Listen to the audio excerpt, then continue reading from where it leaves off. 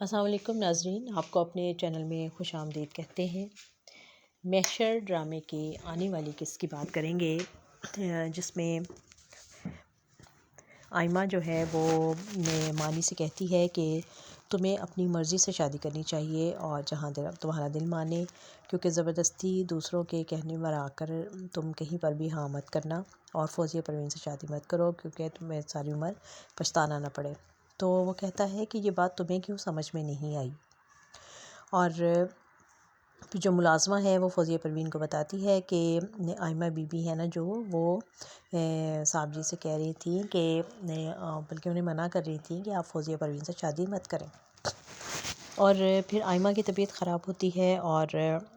Doctor کو بلایا جاتا ہے، اور ملازمہ جو ہیں وہ بڑی خوش ہے اور دعائیں دے رہی ہے، اور ماں سے کہتی ہے کہ مجھے لگتا ہے کہ کوئی خوشخبری آنے والی ہے۔ اور ادھر پارس جو ہے وہ کہتی ہے کہ اپنے دوست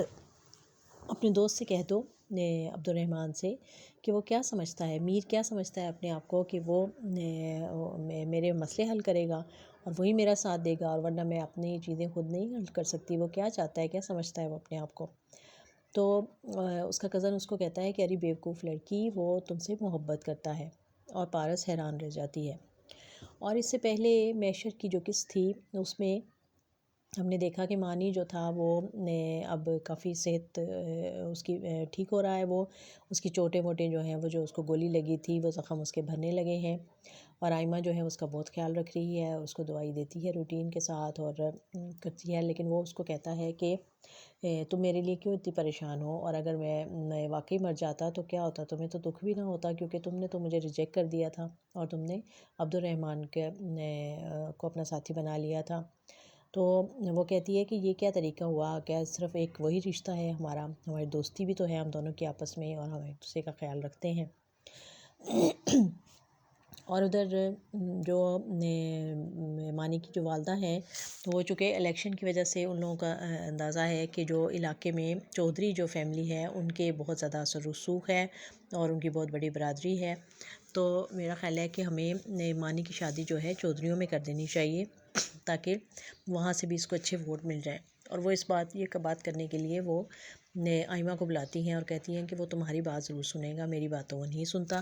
تو تم اسے راضی کرو کہ وہ فوزیہ پروین سے شادی کر لے۔ اور آئمہ جو ہے وہ جا کے اس کو یہ کہہ تو دیتی ہے، لیکن ساتھ ہی اس کو یہ بھی کہتی ہے کہ دیکھو تم اپنی مرضی سے فیصلہ کرنا۔ اور ادھر جب پارس کا کزن آ جاتا ہے وہاں ان کے پاس، تو اس کو وہ روم دے دیتی ہے، اور اپنے جو خالہ کے بیٹا ہے، اس کے جو پہلے کزن وہاں رہتا ہے، اس کو نکال دیتی ہے کمرے سے کہ جاؤ تم اس کو کچھ دن یہاں رہنے دو۔ وہ بڑا غصے میں آتا ہے اور عبد الرحمن کے روم میں اپنا میٹرس بچھا لیتا ہے، اور پھر اس کو کہتا ہے کہ ذرا دھیان سے اور غور کرو، اور اپنا جو تم جو پسندیدگی ہے وہ اس پہ ظاہر کر دو، ایسا نہ ہو کہ دل والے دلہنیاں لے جائیں اور گھر والے دیکھتے رہ جائیں۔ اور عبد الرحمن کو بھی یہ بات بہت فیل ہوتی ہے، کیونکہ پارس جو ہے وہ بڑی فرینک ہے اپنے کزن کے ساتھ، پھپھو کے بیٹے کے ساتھ، اور اس کے ساتھ گھومتی پھرتی ہے اور اس کے ساتھ زیادہ ٹائم گزار رہی ہے، تو اس کو یہ چیزیں اچھی نہیں لگتی۔ اور پھر ایک دن جب ٹیبل پہ یہ سب بیٹھے ہوتے ہیں تو وہ آ جاتا ہے اس کا کزن، اور وہ کہتا ہے کہ مجھے تم سے ضروری بات کرنی ہے پارس۔ تو عبد الرحمن کہتا ہے اپنے دوست سے کہ چلو یار ہم یہاں سے چلتے ہیں، یہ لوگ آرام سے بات کر لیں، تو کہتا ہے نہیں میں آپ لوگوں کی موجودگی میں یہ بات کرنا چاہتا ہوں، اور پھر وہ اپنی پاکٹ سے انگوٹھی نکالتا ہے اور اس کو دیتا ہے، اور اس کو کہتا ہے کہ میں تم سے شادی کرنا چاہتا ہوں، اور یہ ماموں جان کی بھی یہی خواہش تھی۔ تو وہ بڑا حیران ہوتا ہے، سب بڑا حیران ہو جاتے ہیں، تو پھر پارس کہتی ہے کہ ہاں ٹھیک ہے مجھے منظور ہے۔ تو اس کا کزن کہتا ہے کہ تم پہلے سوچ تو لو اس بارے میں، تو کہتی ہے کہ اگر میرے والد صاحب کی یہ خواہش تھی تو پھر تو میں یہ کام مجھے ضرور کرنا چاہیے اور میں یہ ضرور کروں گی۔ اور یہ سب سن کے جو عبد الرحمن ہے وہ بہت زیادہ دکھی ہو جاتا ہے، کیونکہ وہ اپنے دوست سے پہلے ہی کہہ چکا تھا کہ ہاں میں آج اس کو ڈنر پر لے کے جاؤں گا اور میں اس کو بتا دوں گا کہ میں اس کو پسند کرتا ہوں اور میں اس سے شادی کرنا چاہتا ہوں، لیکن اس کی نوبت ہی نہیں آئی، اور اس سے پہلے ہی اس نے اس کو پرپوز کر دیا پارس کو، اور پارس نے اس کی رشتہ جو تھا اس کا قبول بھی کر لیا۔ تو اب دیکھنا یہ ہے کہ ادھر کیا عبد الرحمن جو ہے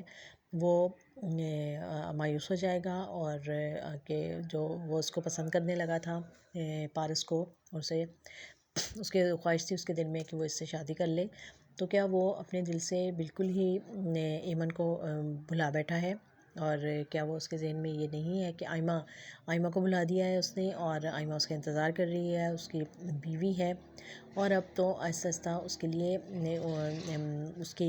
نشانی جو ہے وہ بھی اس دنیا میں آنے والی ہے، اس کی محبت کی نشانی، لیکن کیا وہ یہ ساری چیزیں اس کے راستے کی رکاوٹ بنیں گی، یا وہ پارس کے ساتھ اپنا رشتہ بنانے میں کامیاب ہو جائے گا؟ اور یہ سب دیکھنے کے لیے دیکھتے رہیے یہ ڈرامہ محشر۔